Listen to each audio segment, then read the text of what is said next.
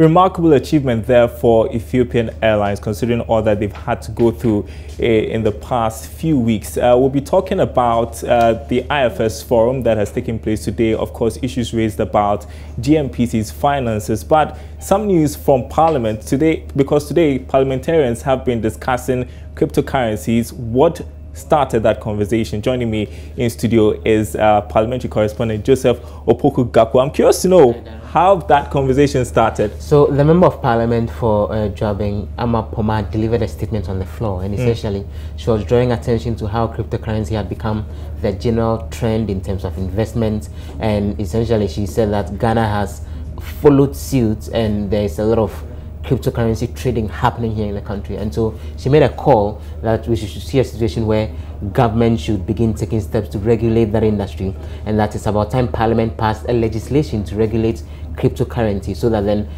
everyone who is investing his or her money would know that possibly a venture that when you sink your money in there, your money will not go waste or anything like that. And that's how it all started. Other members of Parliament contributed to the conversation as well. And I know that in certain countries they've been really cautious about cryptocurrency transactions, and the majority leader rather was very he didn't mince words at all when he talked about the illegality of it. So as well, the chairman of the Finance Committee in particular, he drew attention to what he says is a situation where all over the world, unlike the regular currency, there isn't a centralized system where cryptocurrency can be regulated, and that regulation is decentralized within various groups and all. And he said under such circumstance, it's almost impossible to introduce regulation to cover investments having to do with such a currency.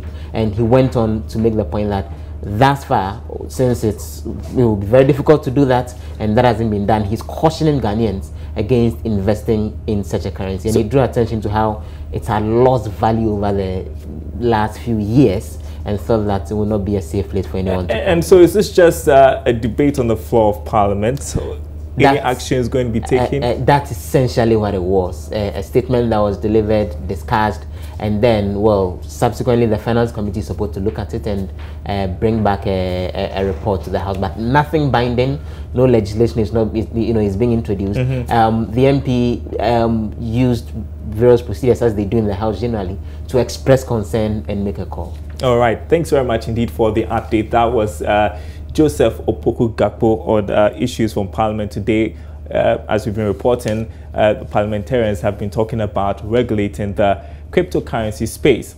Let's move on to other news tonight. The Institute for Fiscal Studies, IFS, is recommending sanctions on the Ghana National Petroleum Corporation, GNPC, for failing to publish its financial statements and releasing information on activities of the corporation. According to the IFS, the GNPC is among state enterprises that fail to comply with statutory reporting deadlines of State Enterprises Commission.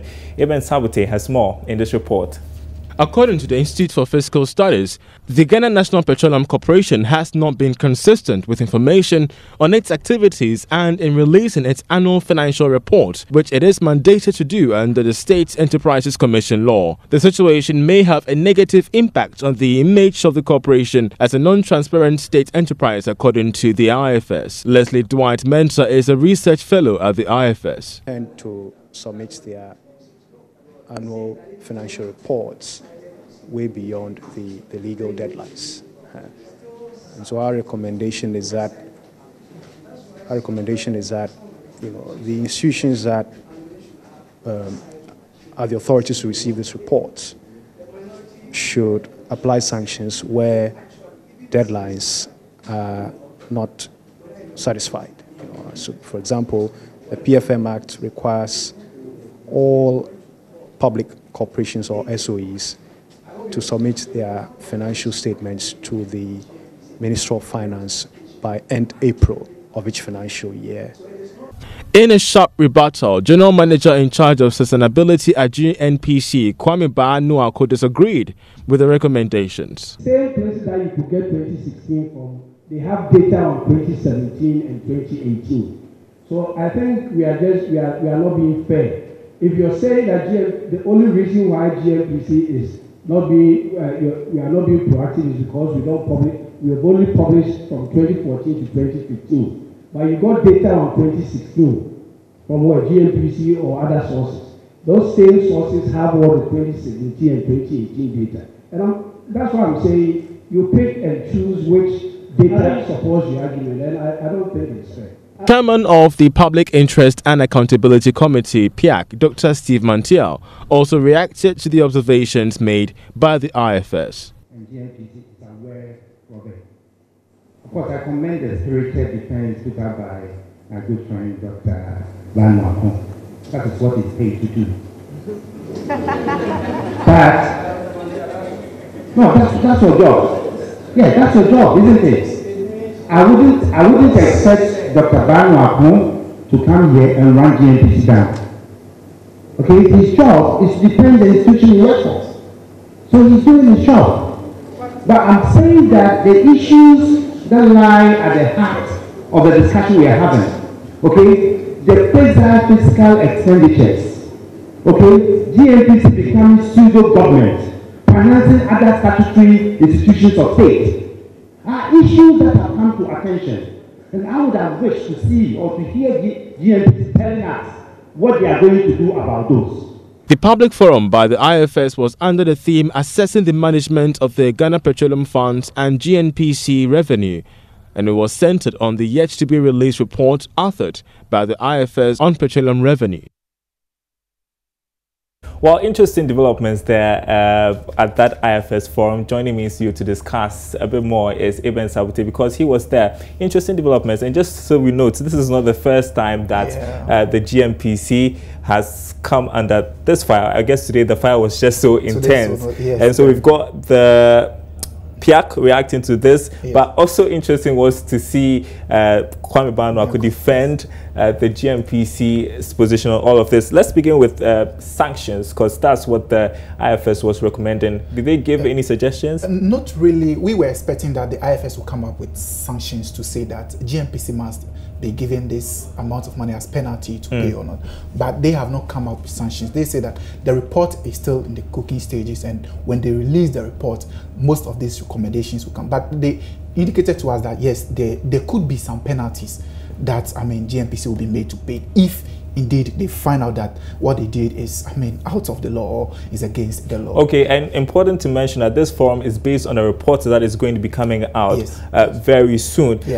But tell me, so how is this a dent on the image of the GNPC? And I can understand why Kwame Banu will be so forceful in defending the GNPC and all of that. I must say he wasn't a happy man this afternoon after the report has been discussed and all that. He was so against it. He was like, at least give us some space, let us have some input into the report. We made input and those inputs have not been incorporated, so they are not happy with it. And then also back to the report, it's on the petroleum revenue, you know, how we spend our revenues since we started establishing the various laws governing our petroleum revenues and all that. Yes, so it's just basically to help us understand what has happened after 10 years of oil and gas exploration in the country, which is yet to be released though, but it is very, it has some significant outlooks that we need to pay attention to. Do we know when that report is going to be released? Later by next month, yes, according to the IFS, latest by next month it should be out. All right, Eben Sabute with that story, very interesting at the IFS forum earlier today. Now, Head of Local Government Service, Dr. Nanato Arthur, wants a probe into alleged cases of internal auditors conniving with contractors to raise certificates for non-existent contracts. He says prosecutorial agencies must ensure appropriate steps are taken to nip such practice in the bud. He is also charging various regional coordinating councils to intensify monitoring and evaluation to protect the public purse. Dr. Ato Arthur was speaking at the annual Congress of the National Internal Auditors Association in Kumasi. Nana Sensumensa has more in this report. Dr. Atuata bemoans the conduct of internal auditors who are mandated to check public officers from corruption are the ones perpetrating such acts. He said, though some people are doing a good job, the country is losing millions of cedis to corruption by others. Very well. There are cases in Volta region, there are cases in Eastern region, there are cases, and those are the cases that I'm referring to. But investigations are yet to be conducted. Let me commend some of the internal auditors for the good work that they are doing in the local government service. At the same time, there are some bad nuts within the service, and I think that it's an area that we need to win the fight. One has to do with some internal auditors conniving with some finance officers, engineers in the system to process certificates of non-existent projects. This is criminal. On the back of newly created regions, he advises internal auditors and other civil servants to brace themselves up for massive transfers. From tomorrow and Friday, we need to start with the postings. RCCs need to be in place. And when we're talking about Regional Coaching Council, the key staff includes auditors, collating directors, auditors, HR, procurement, environmental health, directors of agric, and others. And so I was telling them that, look, because we need staff to go to these 6 new regions, some of you will definitely be affected. President of the National Internal Auditors Association, Michael Ivy, wants government to review conditions of service of members as part of measures to stem the tide on corruption. There is no justification for an internal auditor to engage himself in any corrupt act, because there is a legal provision against that. So there is no justification. In any case, internal auditors are human beings. When pressed to the wall, some of them may engage in that. We cannot justify that. Push to the wall is the lack of independence, no logistics, poor remuneration, and the person is married, he has children, he must pay school fees, he can't pay the children's school fees. Maybe he wants to improve himself, he can't pay his school fees. The person is likely to involve himself in some of those things if the person is not strong. So those are the things we should guide against. Nana Asensumensa reporting. All right, so we are getting reaction from the president of the Institute of Internal Auditors, Juliet Abuajiriafe, to this story. She says she supports the idea behind prosecuting corrupt internal auditors to serve as a deterrent to others who consider engaging in activities to fleece the country. My institute is the Institute of Internal Auditors, Ghana. And then we have other associations of internal auditors. But what we are doing is to encourage them to become members of our institute. For all internal auditors who are using the International Professional Practices Framework, we call it a red book, we have a code of conduct for all of us, whether you are in the assembly. Once you are using the IPPF, that code of conduct should help you. You have to be objective, you have to act confidentially, you have to have integrity, and then you have to have the competence to do the work. So those are the 4 main things that should guide all of us. I believe that as auditors, a lot is expected of us. Generally, internationally, they'll tell you auditors should be the 3rd line of defense, meaning that when the first line breaks, the second line breaks, the 3rd one shouldn't. But in Ghana, most auditors are working as first line defense, that is doing the controls and all that, which should be done by finance and other departments. And even with that, we should be able to stop the issues right there before it even escalates. But if some auditors themselves find themselves doing what is wrong, then it's quite unfortunate. For our institute, we organize training, we organize conferences, fora to discuss these issues. But I also want to bring to the fore that the Public Financial Management Act has certain provisions for auditors, and there are also sanctions. So if auditors are caught in it, I think the law must work. In other news tonight, government has assured all professional engineers in Ghana that they will be considered first in the award of contracts. Speaking at the annual conference of the Ghana Institution of Engineering, Deputy Minister for Railway Development, Andy Apiakubi, said local content laws will be strictly adhered to moving forward. There's more in this report. Ghanaian engineers will be put first when it comes to the awarding of contracts.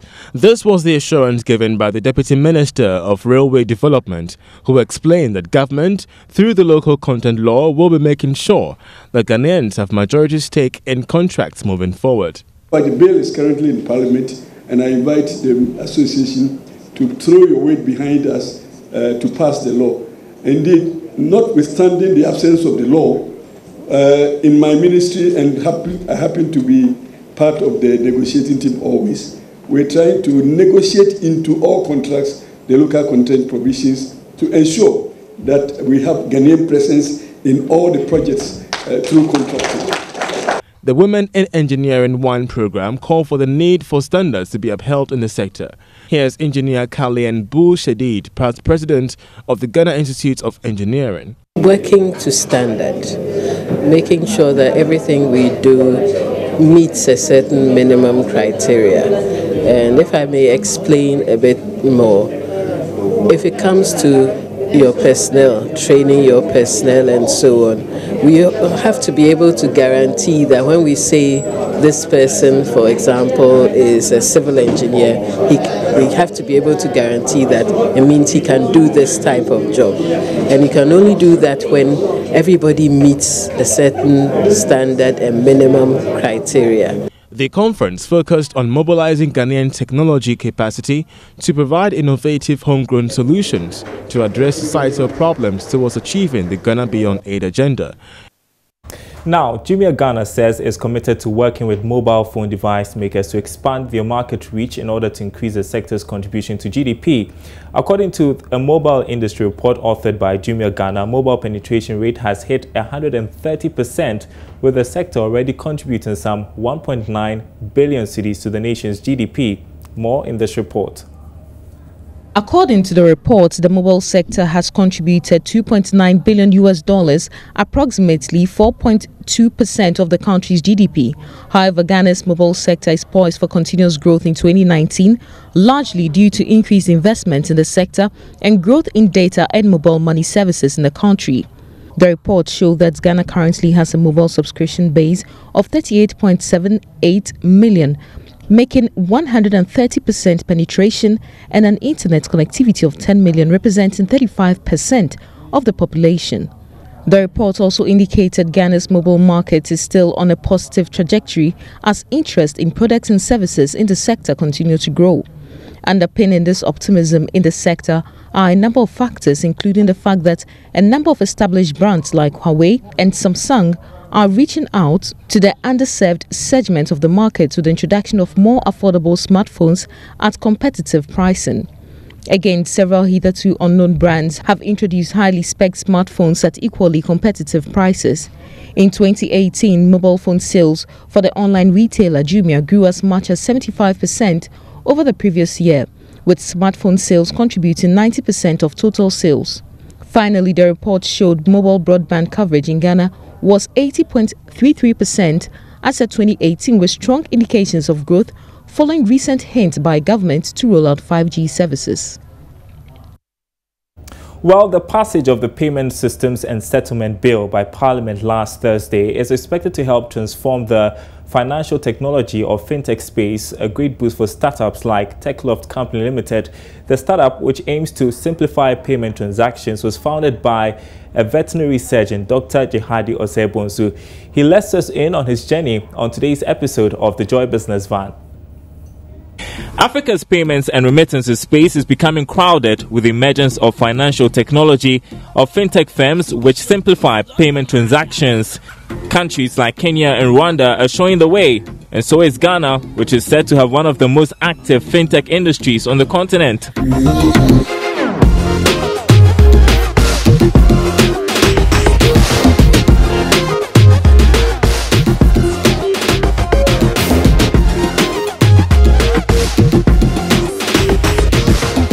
In one of Accra's suburbs, young geniuses are at work.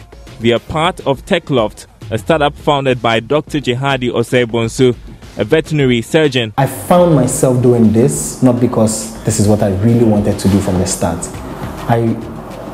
In fact, I actually wanted to be a vet even though I got into medical school. So I actually ended up at Legon instead of tech because I wanted to do veterinary medicine. And because Legon gave me veterinary medicine. Jihadi was in Koforidua in the eastern region for his housemanship. He needed to make a financial transaction, but that proved challenging, and it motivated him to consider starting a fintech. Then he started to read around it. There was a lot of opportunity for growth. That's what I saw after reading a lot of articles, checking online, looking at what's happening in Kenya, looking at what's happening in Rwanda. I saw that there was a lot of opportunity in fintech and Ghana was behind Kenya and Rwanda, for example, in that space. So that thinking actually drove me into... That was about 2 years ago. The fintech space at the time was not saturated, probably not saturated even today. As Jihadi tells me, the big players then are still the big players now. And there are massive opportunities for a country where about 70% of the population do not have bank accounts. For instance, non-bank financial services have tripled in the last 5 years. Mobile money usage has grown tremendously as mobile penetration grows. This is competition for traditional banks. So in 2017, when we started with a mobile app called Payin, Payin, and it's on the Google Play Store and the App Store. We also started with something called Payin Agent, which was a short code for mobile money agents to transact across networks. And it was an exciting product, but the economics of the business wasn't the best, and we found out after we entered. But that didn't stop Jihadi and his team from experimenting with other products. Today, they are meeting to finalize work on their latest product, My Fresh Word. My Fresh Word is basically 3 things. It is a customizable mobile app for every church that creates an account. It is a content management and monetization platform for every church, for their sermons, audios, videos, books. It's also a church management software that allows churches to interface better with their members and also allows the members to give offerings, tithes, first fruits directly from their phones using mobile money and local or international cards. Jihadi is excited about the prospects of this new product, but things are set to change with the passage of the Payment Systems and Settlement Bill, which is going to stir innovation in the financial sector and present a level playing field for fintechs. Challenges in fintech in Ghana basically has to do with getting the right partner bank that understands what you want to do and has the right technology to support what you want to do. I think in my first 2 years, those were the main challenges that we faced, and we kept hopping from bank to bank looking for the right partner who really understands what we want to do and can help us deliver maximum value to our users. According to the latest mobile industry report authored by Jumia Ghana, mobile penetration rate has hit 130%, which also means diverse opportunities for fintechs like TechLoft to innovate.